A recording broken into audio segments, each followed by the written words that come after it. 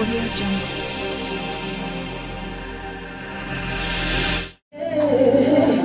Tu connais ce chant, tu le chantes avec lui pour moi. Yima Daguo, la yele, la gonye opie, na izio, la yele, yeye la gonye opie, ona masuguo, oka mujinyo di musa.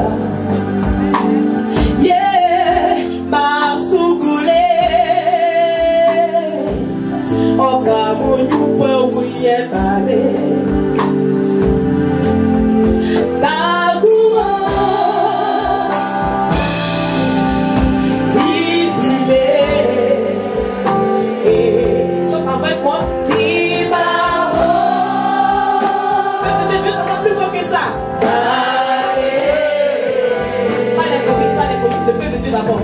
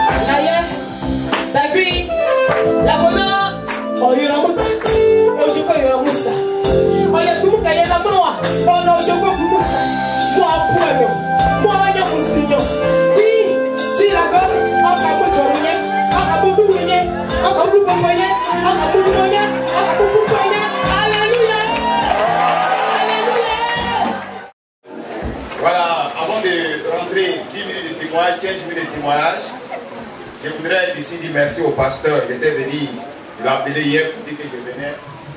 C'était pour venir réellement lui souhaiter les meilleurs vœux à tous ses collaborateurs qui sont ici. Parce que c'est un pasteur réellement qui nous soutient beaucoup. Nous qui sommes ici de l'autre côté. Alléluia. Vous comprenez que nous soutient à chaque fois que nous avons des programmes, nous avons des évangélisations. Il s'investit, c'est l'un de nos conseillers. Vraiment que le Seigneur le bénit. Et bénit son épouse et bénit vraiment tous les membres du conseil, les pasteurs qui sont autour de nous. Alléluia. Est-ce qu'ici il y a des gens qui sont quittés de l'autre côté, qui sont là? Je vais vers les mains levées. Alléluia. Que le Seigneur vous bénisse davantage. Bonne année à vous. Et tous ceux qui sont là, vraiment que cette année soit une année, en tout cas, de percée, une année de prospérité. Ceux qui sont malades, que le Seigneur les bénisse. Et ceux qui cherchent du travail, que Dieu ouvre les portes. Que le nom de Dieu soit béni. Alors, 10 minutes, 15 minutes de conversion, le témoignage de quelqu'un qui peut prendre au moins une semaine. C'est très très difficile de rendre. Mais quand même, je vais dire merci à mon Seigneur. Je ne veux pas être comme les 10 Hébreux qui ont été guéris. La Bible dit qu'il y a un seul seulement qui est venu sur ses pas pour venir remercier le Seigneur. Alléluia. Amen. Alors, on va aller rapidement. J'étais un voisin où la majorité, on a changé. On n'était plus, comme on appelle, on n'était plus leur nom. J'étais un voisin, quelqu'un qui était hostile à l'évangile. Alors, depuis mon bas âge, je suis né dans une famille purement et voisin, des pères et des mères. Alléluia. Des pères et des mères, j'ai grandi. À l'âge de 4 ans, j'ai accompagné mon père dans le lieu de culte. À l'âge de 6 ans, j'ai accompagné mes tantes. À l'âge de 7 ans, mon père m'inscrit où je suis allé avoir le niveau qu'on appelle en arabe Chadr Ibtidaïya, équivalent au CP. Après l'Ibtidaïya, il m'a encore envoyé en Boaké dans une école qu'on appelle Darul Hadith, où je suis allé faire ce qu'on appelle en arabe Sanawiya. Après Sanawiya, je suis allé au Mali, je suis allé faire ce qu'on appelle Al-Idadiya. Al-Idadiya, je rentre en Côte d'Ivoire. Mon père voulait faire de moi quelqu'un réellement qui va relever le drapeau de cette religion. Quelqu'un qui va faire la fierté réellement de la famille. Quelqu'un qui va prêcher la religion réellement des voisins partout. Alors, quand je suis rentré quelque temps, je vais faire quelque temps, mon père va m'envoyer encore au nord du Mali où je suis allé faire 6 ans d'études où j'ai mémorisé tous les livres saints dans ma tête. Et je rentre en Côte d'Ivoire. Et mon père, ce jour, va inviter pas mal de personnes qui vont venir de part et d'autre. Ils vont faire une cérémonie qu'on appelle en arabe al-walima. C'est une sorte d'agapé. Mon fils est parti à l'étranger, il l'a envoyé. En réalité, des diplômes, c'est la vérité. Venez, nous allons fêter. Et ce jour, mon père va payer plusieurs blés, des moutons. Il va appeler plusieurs personnes qui sont venues de part et d'autre. Ils vont prier pour moi. Ils vont me consacrer. Alors mon père me dit encore, c'est pas encore suffisant. Je vais faire de toi un grand théologien. Alors je vais aller dans un pays de la sous-région. Il y avait beaucoup de grèves. Et je vais continuer dans un pays, en Algérie, où je suis allé faire une maîtrise en théologie de la religion des voisins.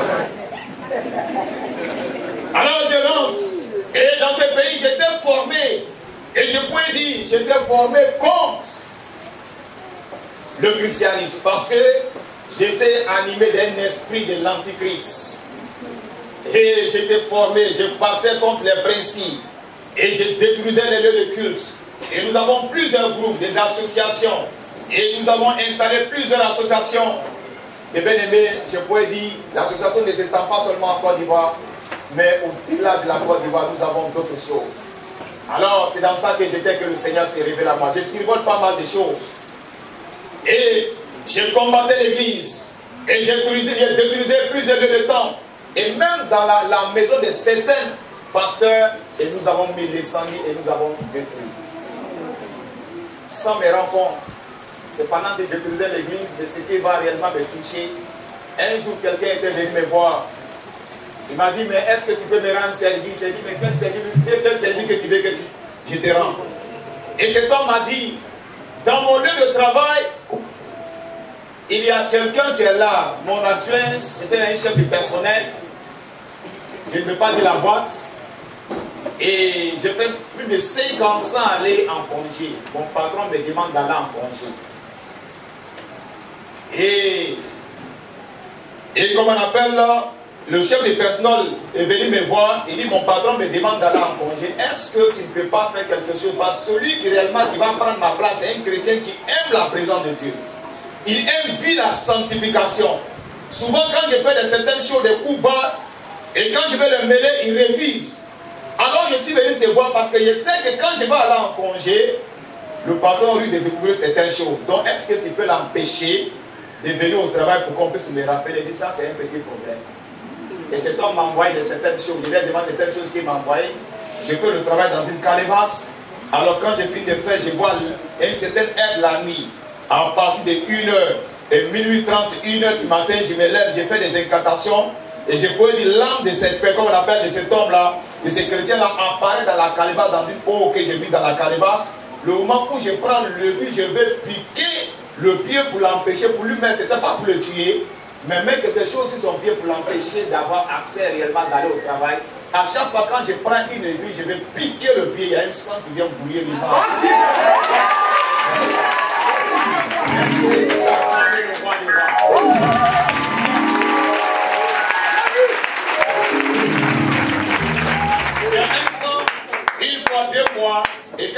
vois, le matin, je l'ai dit, cet homme-là, personne ne peut réellement avoir accès à son âme. Parce que son âme au problème par quelque chose, c'est comme un sang. C'est moi, je ne connaissais pas. C'est lorsqu'il a été converti que je sais qu'il a été couvert par le sang de Jésus. Alors je combattais et le Seigneur va se révéler à moi. Et je survole et pas mal de choses. Et quand le Seigneur va se révéler à moi, ce n'est pas été facile. Alors j'ai été frappé par la maladie. La maladie va m'amener à tout ce que réellement j'ai acquis comme connaissance à l'étranger. Je n'ai pas eu la guérison. Je vais faire recours à d'autres amis, je n'ai pas eu la guérison. Je vais aller même voir des prophètes de Lakota. Précisément dans un village qu'on appelle Diato Lili, il y avait un prophète dans son temps qui s'appelle Ange Tito. Il va me faire pousser au cimetière. Zéro, je n'ai pas eu la guérison. Alors c'est un jour quelqu'un va m'annoncer, il va me dire, venez dans notre église, tu vas recevoir la guérison. Il est écrit dans la parole de Dieu, venez à moi, vous tous qui êtes fatigués, chargés, je vous donne le repos. Bien-aimé, j'ai été opéré à plusieurs fois. Les médecins, en réalité, les médecins m'ont opéré. Ils ouvrent mon ventre, ils ferment, et la maladie est là. Parce qu'en réellement, la maladie, ce n'est pas une maladie physique, mais une maladie spirituelle. Et la solution se trouve en aucun si ce n'est qu'en Jésus-Christ de Nazareth. J'ai traîné la maladie durant un bon temps. Alors un jour, j'ai pris la décision d'aller dans un lieu de culte. Et quand je suis arrivé, le prédicateur, ce jour qui a été programmé pour prêcher, va prêcher sur ma vie. Il va prêcher sur ma vie. C'est comme si on avait dicté, on avait vu des choses dans la boue de cet homme. Il va prêcher sur ma vie, c'est vrai. Et tu as allé dans beaucoup d'endroits pour aller réellement étudier. Mais laisse-moi te dire qu'aujourd'hui, le Seigneur a choisi pour te délivrer. Et quand il a lancé l'appel, je ne suis pas parti. Quelques temps après, ils vont prier pour les malades. Je veux voir des gens qui vont tomber et tout. Pour moi, c'était la comédie, c'était mis en scène. Et lorsqu'en même finale et tout, je suis allé voir l'homme de Dieu. J'ai dit qu'il a prié pour des personnes, j'ai vu ils sont tombés. Moi, mon cas là, c'est plus. En tout cas, c'est plus que pour ces gens-là. J'ai été opéré à plusieurs reprises, mais je suis venu te voir. Est-ce que tu peux m'aider? Alors, l'homme de Dieu, le pasteur, va me regarder. Il va commencer d'abord à me poser des questions. Et quand je suis arrivé dans ce lieu de culte, je suis venu avec mon petit chapeau, quelque part. J'avais mon pantalon qui était sauté. Parce que réellement, même moi, je pouvais dire, chez moi à la maison, ma femme c'était dans un sac noir. Voilà, c'était la tradition. Alors, quand je suis arrivé, l'homme de Dieu m'a regardé. Les responsables qui étaient autour observaient, est-ce que ce n'était pas quelqu'un qui venait en mission? Mais j'avais des problèmes, je n'arrivais pas à dormir la nuit. Et je pouvais dire, je fais tout, je fais des sacrifices au Carrefour, des sacrifices de béliers, des moutons, et je suis allé même jusqu'à Korobo. Je n'ai pas eu la guérison. Alors ce jour-là, l'homme de Dieu va prendre assez de temps pour m'écouter. Il va me demander, est-ce que tu es prêt pour donner ta vie au Seigneur Jésus? Je lui ai demandé, est-ce que Jésus-Christ peut me guérir? Il dit, il suffit seulement et de mettre en confiance, de mettre en foi en lui. Et sous le sang, le Seigneur peut te guérir. Et j'ai regardé cet homme. Il dit, mais lui là, c'est un présenté.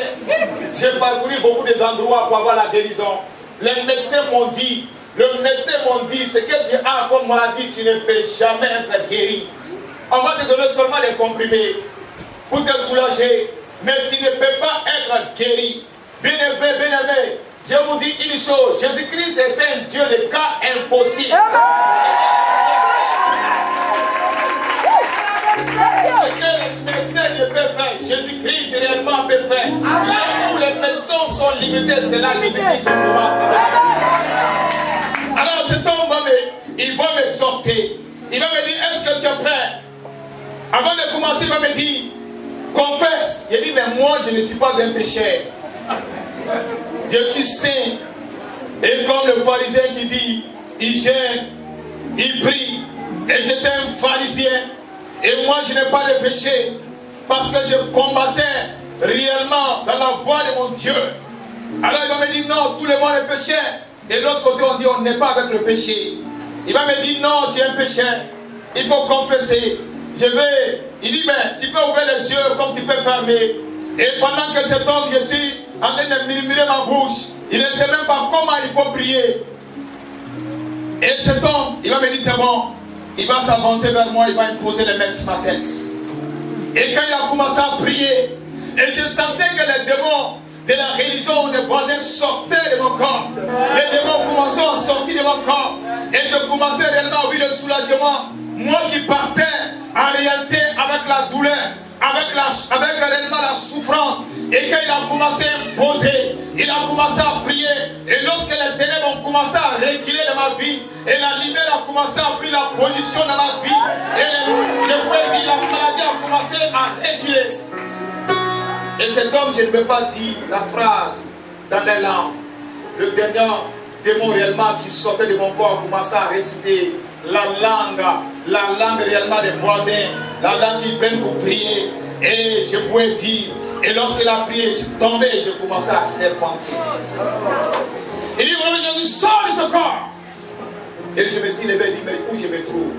Et l'homme de Dieu va réellement me recommander, il va et il va arriver. Je suis allé à la maison, il y a beaucoup de choses qui s'est passées. Mais une chose, dimanche, lorsque je suis arrivé dans la maison de Dieu, le Seigneur va ouvrir les yeux sur quelque chose. Et lorsque je mis pied dans la maison de Dieu, et je ne pouvais pas dire, je pouvais dire, à son temps, le moment où je me convertissais, 18 ans en arrière, 19 ans en arrière, l'église vivait une vie de sanctification, une vie de communion parfaite avec Dieu. Et vous ne voyez pas des gens qui viennent dans la présence de Dieu avec des chewing-gums dans la bouche.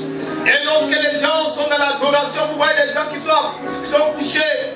Bien aimé, lorsque je suis rentré, on m'a donné la place, je suis assis, le Seigneur ouvre mes yeux. Je voyais des gens qui se joignaient au peuple en train d'adorer le Seigneur. Et je voyais le visage de plusieurs personnes, des chrétiens qui sont venus, plusieurs personnes rayonnant. C'est-à-dire que leur visage, c'est comme une lumière qui était sur leur visage.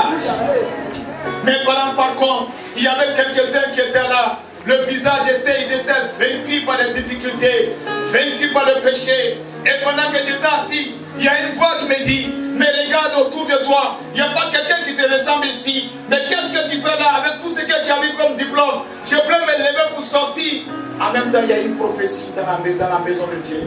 Chasse une chose, que c'est moi l'Éternel qui t'a envoyé dans tous ces pays. Pour t'enseigner en fait que tu puisses enseigner mon église.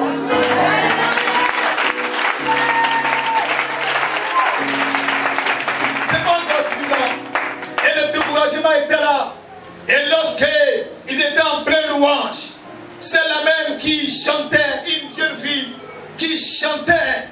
Et pendant qu'elle chantait, à un moment donné, ce n'est plus les chansons. Elle parlait en langue, des cantiques spirituels. Mais elle s'adressait à moi directement dans une langue, la langue de Boisie. Lorsqu'elle a fini, le culte est fini, je suis allé vers elle. Je pensais qu'elle comprenait la langue, je m'adresse à elle, mais c'est quelle langue tu me parles? Mais c'est quelle langue tu me parles? Je ne comprends pas ça. Mais pourtant, cette jeune fille, le Seigneur passé par elle pour m'édifier, pour me dire non, le véritable chemin sans Jésus-Christ est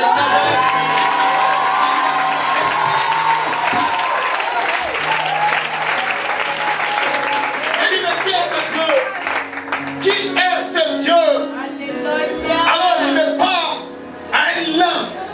Et quand je suis allé vers la soeur, elle ne comprenait pas. Bien aimé, je suis sorti de la maison. Tout le monde venait serrer la main de ses voisins. Alors moi j'étais isolé. Je suis reparti à la maison, bien aimé frère.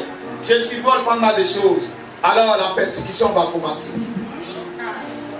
Celui qui était censé d'apporter la prière de l'autre côté, dans la maison des voisins, est devenu désormais un bousmani, est devenu maintenant désormais un chrétien. Et dès que je suis sorti, mes bien-aimés frères, j'ai commencé à annoncer l'évangile avec comme on appelle le petit chapeau, avec l'habillement que j'ai porté. Les gens qui me connaissaient ont dit, mais est-ce que celui-là, il n'a pas déréglé, il n'a pas fou? Et n'importe qui, je voyais, je vais quelques jetons aussi, moi je partageais, je donnais de l'argent à tout le monde que je croyais sur la route, les mendiants, et je partais pour partager ma foi dès que je suis sorti de la maison de Dieu. Parce que le Seigneur m'avait donné quelque chose que le monde ne peut donner, une joie de le monde. La persécution va commencer. Les gens m'ont béni. Ils vont venir m'exhorter à retourner. Je dis, je ne peux pas. Je ne peux pas retourner. Mon oncle était chargé de l'éducation de la famille. Va donc m'appeler un jour. Il va dire, ne sors pas, je vais venir te voir. c'était un vendredi, la veille c'était samedi. Alors vendredi, pendant que je dormais, le Saint-Esprit qui connaît ce qui va se passer le lendemain m'a réveillé la nuit. Lève-toi promptement et prie. Je me réveille, je viens au salon, je regarde et je suis retourné encore aller me coucher. 2h30 encore, l'Esprit de Dieu me réveille. Je viens au salon et je n'étais pas enseigné selon la manière dont les chrétiens prient. Je commençais à murmurer dans ma bouche et confier mes parents entre les mains de Dieu. Et j'ai tellement prié que vers 5h30, je suis couché au salon. Et je me suis endormi. Et mon oncle avait appelé tous les dirigeants de la religion des voisins. Il dit, venez, nous allons aujourd'hui, s'il ne renonce pas à sa foi, nous allons en réalité le tuer. Ou bien nous avons les moyens pour faire telle affaire. Comme aujourd'hui, c'est des personnes qui se basent sur leur propre argent. Mais je vous dis une chose. La religion des voisins est une force, mais l'évangile est une puissance.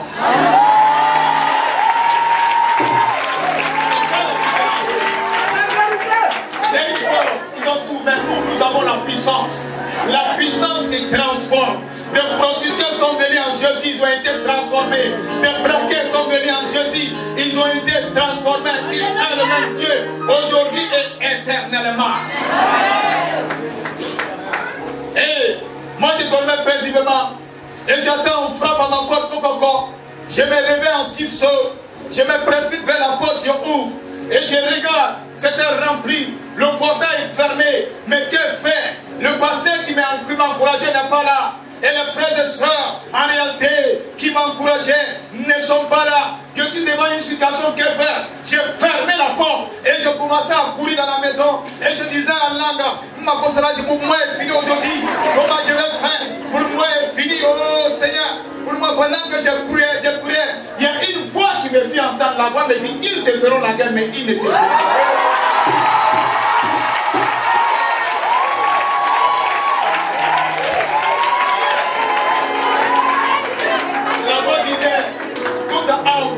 Contre toi, c'est là sans effet.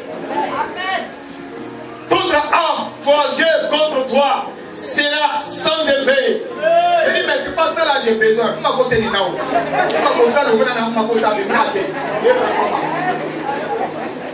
Bien mes frères, j'ai survolé plus que 15 minutes. On ne peut pas dire grand chose. Alors je sors. Je suis venu m'asseoir. Ils ont mis un petit abri. J'étais assis. Ah, je pouvais être à 15 mètres et un petit abri. Et mon oncle se lève. Il dit, nous t'avons envoyé. Mais aujourd'hui, tu fais la ronde de tous les mois. Tu es devenu un bousman, un capre, mais nous sommes venus te voir pour la dernière fois. Tu ne renonces pas à ta foi. On va finir. Nous avons les moyens pour faire taire. Je regarde sa barbe, la manière dont il se comportait. Alors, je dis, c'est vrai. Avant de me lever, il y a une voix qui me fit entendre. La voix me dit 10 000 à ta droite et 10 000 à ta gauche, rien ne puisse t'atteindre. Bien-aimés, nous avons un Dieu qui campe autour de nous. Le chrétien qui vit une vie de sanctification, une vie de communion, rien ne peut. Le rosicrucien te regarde, il va baisser ta tête. Le franc-maçon te regarde, il baisse sa tête. Le chrétien n'est pas n'importe qui. Le chrétien n'est pas n'importe qui.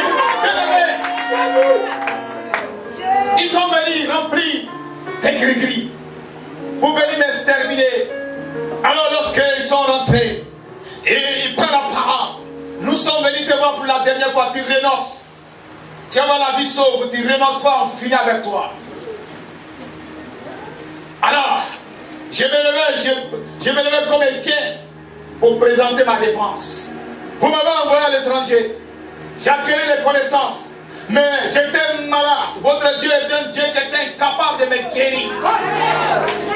Mais on m'a prêché d'un Jésus qui est mort pour moi, qui a été flagellé pour moi, qui a subi, qui a pris ma souffrance.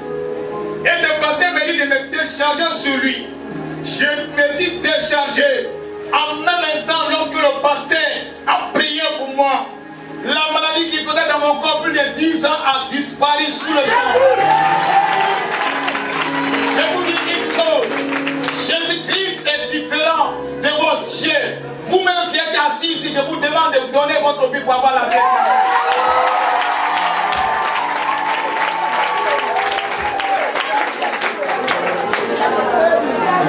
Et j'ai mélangé tout.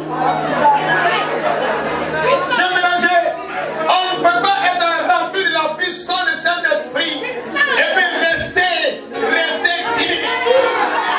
Lorsque l'apôtre Pierre a reçu la présence de Dieu, il s'est tenu, il a prêché, 3000 âmes ont été converties.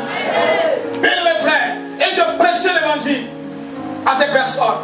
Et quand j'ai dit, j'ai tourné mon visage. Parce que j'ai osé répondre à mon nom. Cet homme s'est levé, il venait vers moi.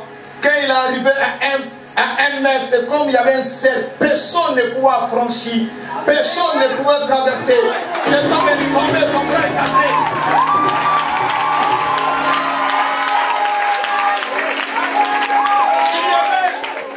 Il y avait un combat entre le ténèbre et la lumière. Il y avait un combat entre le ténèbre et la lumière. Alors, le vieux que j'ai remplacé s'est tenu debout. Il s'est tenu debout, il était rempli de saleté. Quand il est arrivé, bien mes frères, il a crié, il tasse moi, il y a le feu.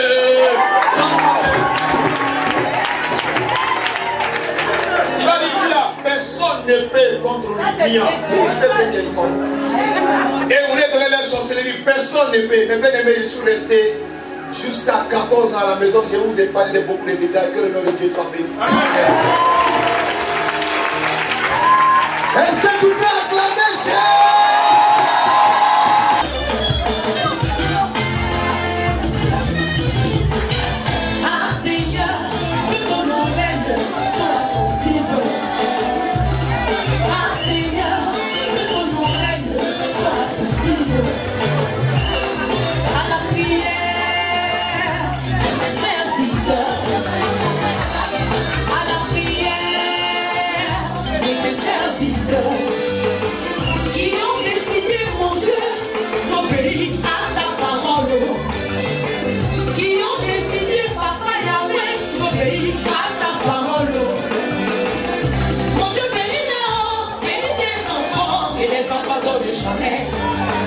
Tu as vu dans ta parole, celui qui t'obéit sera comblé de bien.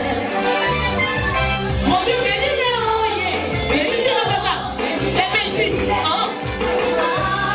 Ah Seigneur, que ton règne soit possible. Ah Yahweh, que ton règne soit possible. À la prière, les serviteurs.